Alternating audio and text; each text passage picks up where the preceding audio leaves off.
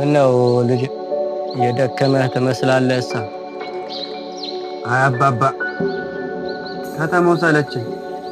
ሁሉም ነገር ውሸት ነው። ማንም ለማንም ግድ አይሰጠውም። ስንት ነገር ለፋው። ይኸው አሁን ግን ባዶ እጄን ነኝ።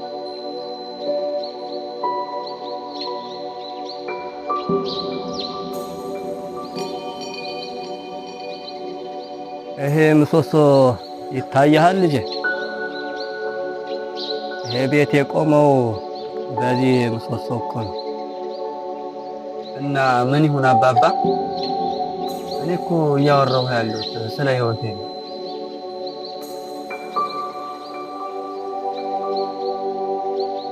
አየህ ልጄ፣ ይሄ ምሰሶ ብቻውን አይደለም የቆመው።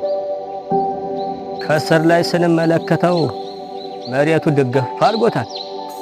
ከላይ ደግሞ ስንመለከተው ጣሪያው ተጭኖታል። እሱ ግን ሁሉንም ችሎ ሁሉንም ይይዛል ልጄ። የሰው ልጅም እንደዚህ ነው።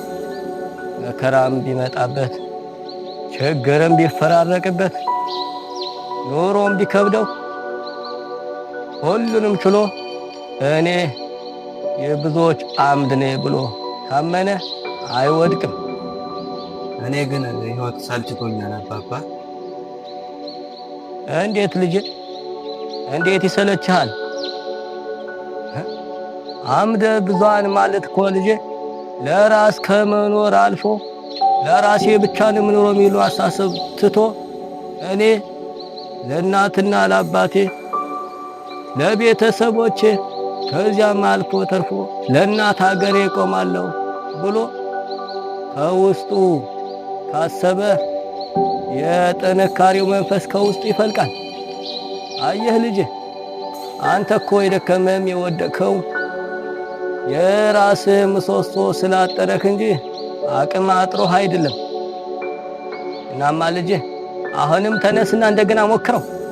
ሞክር፣ ደጋግመህ በሞከር ቁጥር ወደ አንተ ስኬት ይመጣል። አይዞህ፣ ፈጣሪ ይርዳ ልጄ።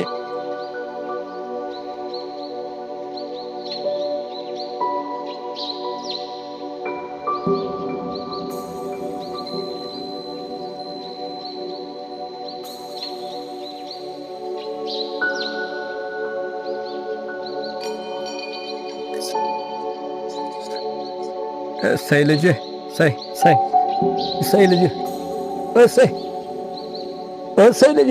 በላይ አይዞህ፣ ይቅና ይቅና በል፣ እግዚአብሔር ይርዳ በል። እሺ አይዞህ አይዞህ፣ በርታ። አሜን አሜን።